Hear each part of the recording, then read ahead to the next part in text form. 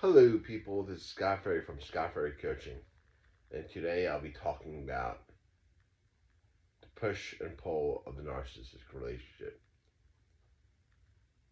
In the video before this, it's a short clip about the same topic, but now I'll be going more into detail. The push and pull of the narcissistic relationship is one of the most traumatizing things a human can go through.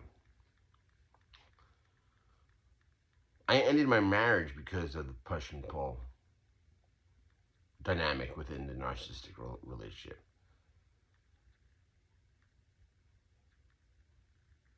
Actually, the push and pull dynamic of the narcissistic relationship was present from the very beginning. From the very first month of dating my narcissistic ex-wife, it was the push and pull. It was like, I started dating her in November of 2016, and in December 2016, she gave me a whole speech saying, "Oh, we're never gonna make it. We're never gonna be a committed relationship. We're never gonna be whatever."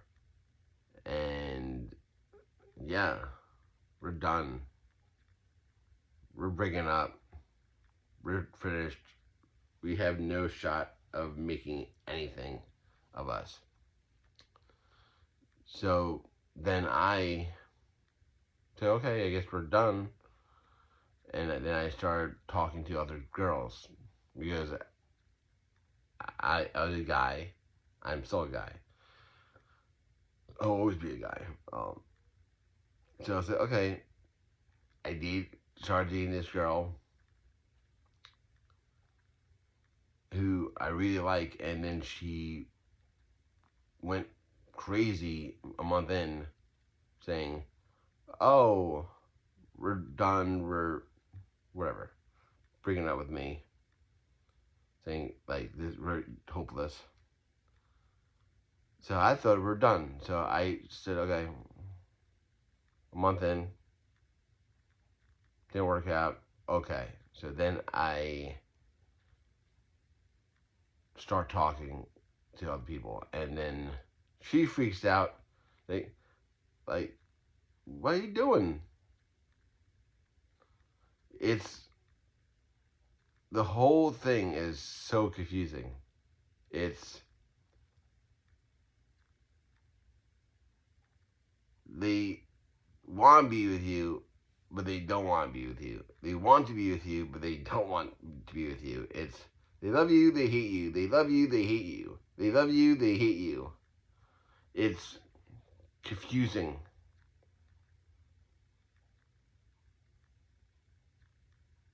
Now, years of this,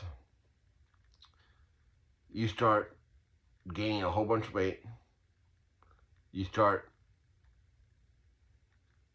having a low self-esteem. You start having high anxiety, massive depression.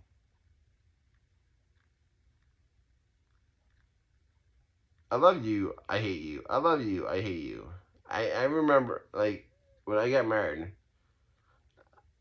we had a photo day, we had a picture day. And we did a lot of our pictures before our wedding day. So,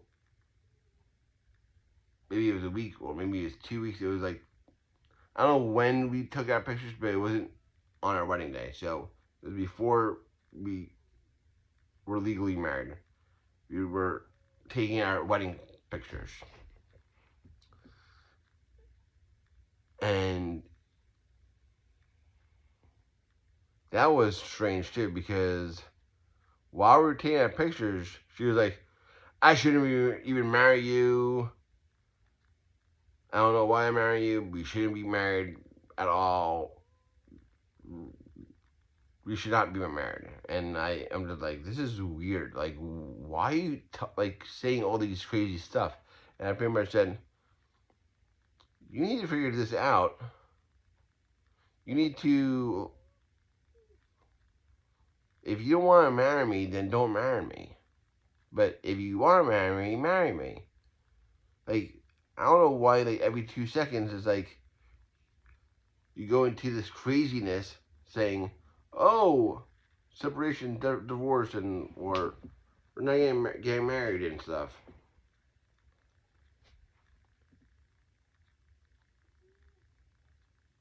It's, like, looking back at my relationship now, it's clear that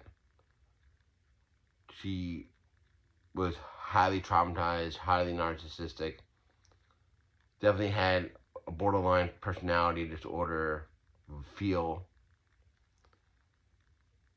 And I'm not blaming her because I was a codependent doormat who allowed this to happen to me. Like, a narcissistic relationship is, it takes two to tango. So back to the push and pull. How my marriage ended.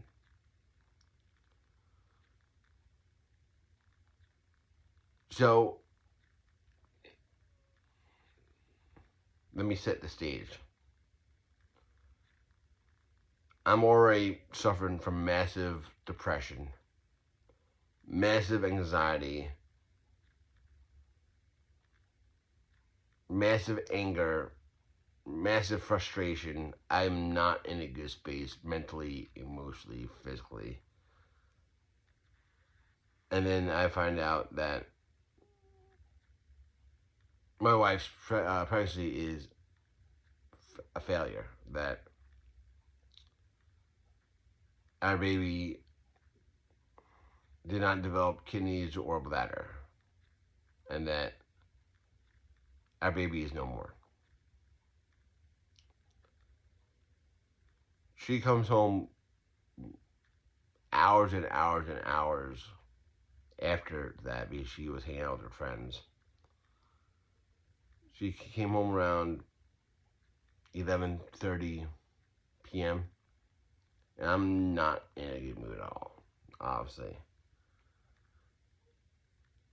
And she comes up. I first of all go down. I hug her, embrace her, bring her up here.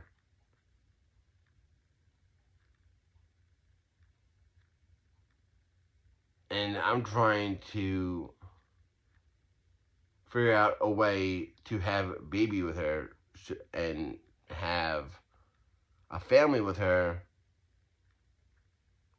and her lifestyle is her like behaviors is killing our babies. This is our second pregnancy that is sabotaged because of all the chaos in a narcissistic relationship.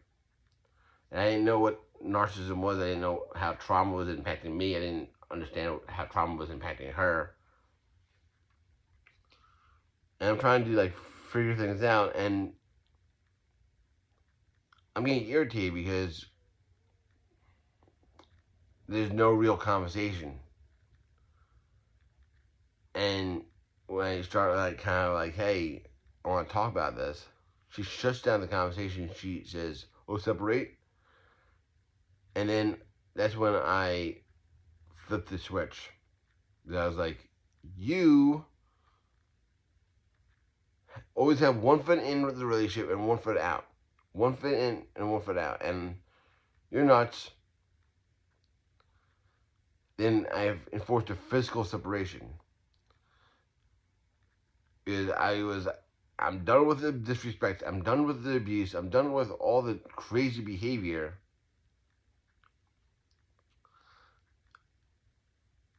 I was expecting some backup from her friends and some backup from her family. I knew my marriage was over when I got no backing from her friends. I got no backing from her family. And that's when I realized this is over. This is over. Because if I'm getting zero support from the people around her, then yeah, it's over.